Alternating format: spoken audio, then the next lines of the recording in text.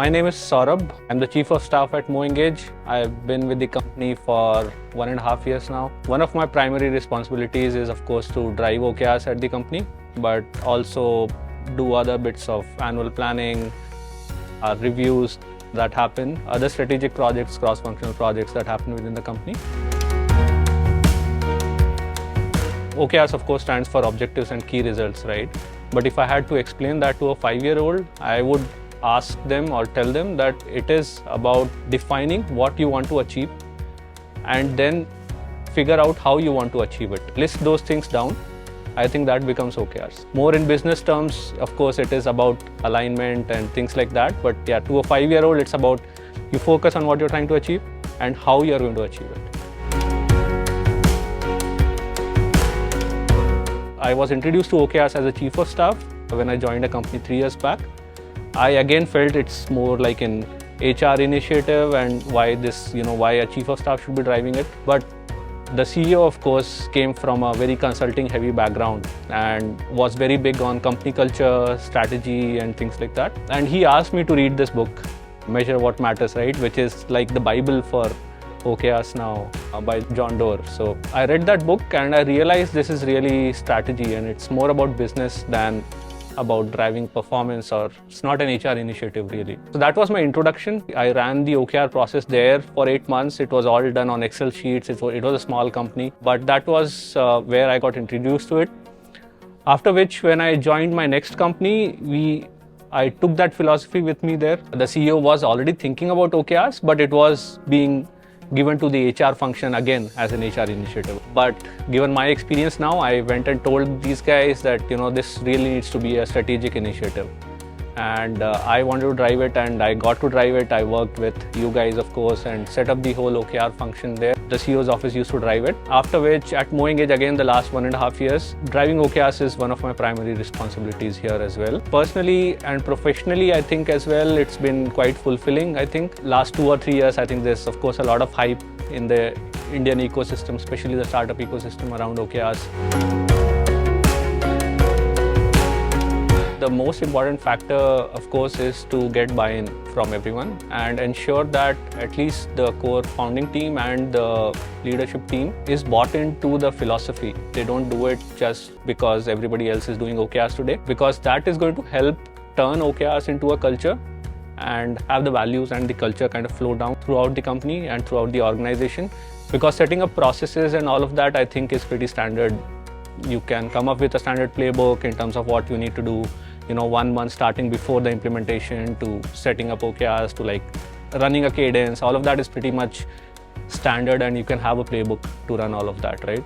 I think the founding team and the team that's driving it, which is usually the chief of staff and the CEO's office team, I think they need to be really bought into the idea and the philosophy of OKRs and then have a very focused sort of approach in the first few months when you're setting this up.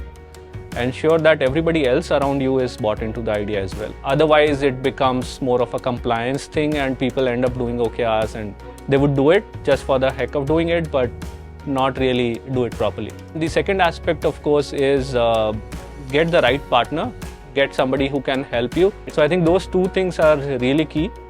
And I think if you do those correctly, in 1 or 2 quarters, I think you set up OKRs well, and from there on, it is somewhat on autopilot beyond that.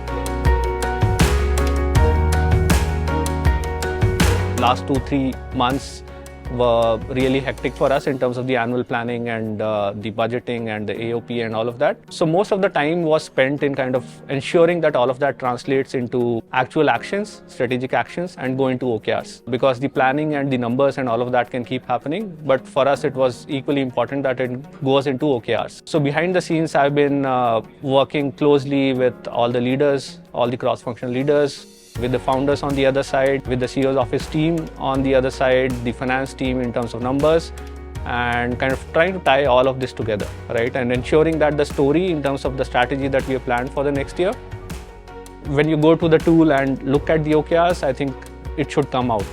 And the top things that we want to do should pop out of that tool for us. So that obviously takes up a lot of my bandwidth around that time.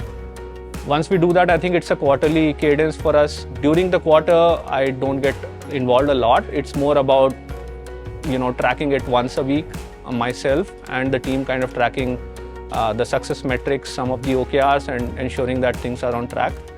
We, of course, also do a couple of check-ins during the quarter and also at the end of the quarter again to ensure that things are on track. Another thing I usually do day to day is, again, send nudges to people who have not been checking into OKRs and things like that, which is more operational, but I think is equally important to do.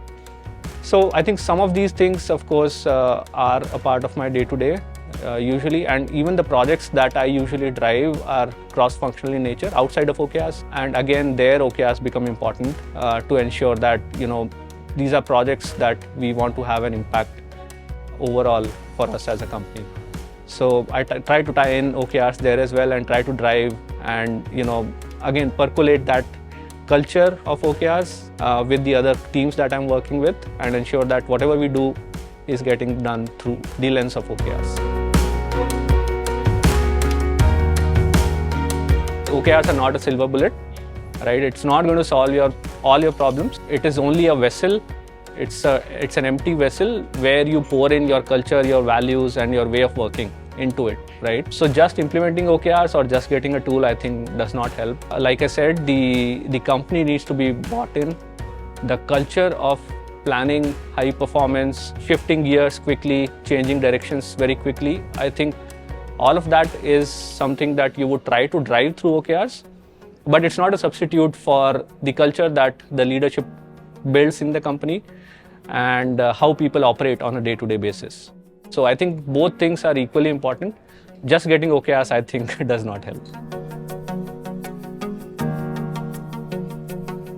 Yeah, for sure. Goal setting is usually a very HR initiative and it's very individual performance driven in many cases. There are other drawbacks as well, including it is retrospective most of the time, or also it's not very frequent. You do it annually, and when you do it annually, you are doing it retrospective, looking at how did the last year go. Whereas OKRs are more forward looking and you would think about where do you want to be next year, and then you work towards what is the path towards getting there instead of looking at what we did last year. But outside of that, one of the things that I try to tell at least other employees in the company and a lot of other functional heads in the company is this whole idea that OKR makes the whole strategy of the company more democratic, right? And gets a say for every employee, every leader, an equal say, as equal as the CEO or the founding team. So while most of the goal setting frameworks out there are going to be top-down heavy, OKRs tend to be both top-down and then bottom-up. The other aspect, of course, is cross-functional alignment, right? Which also other goal setting frameworks might not do, because people would be setting up those goals in silos, maybe not talking enough to other people. Whereas OKRs, because you need to see a clear alignment in terms of what you're doing and how it contributes overall to the picture. All of those aspects together, definitely I think OKRs is a framework that's miles ahead of anything else out there. So at Moengage and even at my previous companies, at Moengage, of course, we've been using X to 10X for a long time now, even before I joined the company. And I think it was a little bit easier that way because people were already used to it. There was some bit of culture that was already there in the company to use OKRs, and they were very familiar with the tool as well. Some pockets, of course, we try to improve on our own, where maybe, of course, the company's grown quite a lot as well, Moengage itself. So there were pockets, of course, where adoption wasn't enough and things like that, where we had to make an effort. But I think whatever you guys had done at the beginning, we were already halfway there. And with some push, I think we are in a decent place right now. Even earlier, in terms of setting up, at my previous organization, you guys helped us set up the OKRs from scratch, and the experience was really good, of course. I was a little bit newer to OKRs back then, so I think a lot of learnings that I've had personally as an OKR champion were also through working with your team. So overall, I think it's been a great experience. It is going to make your organization nimble, flexible, and is going to drive innovation. I think that was the whole philosophy of how OKR started in Intel back in the 60s and 70s, right? And it made them more innovative, more forward-looking, and they were able to change directions very quickly with OKRs. So I would say do it at whatever scale you are. I think it works, but get aligned to the philosophy and then get into it.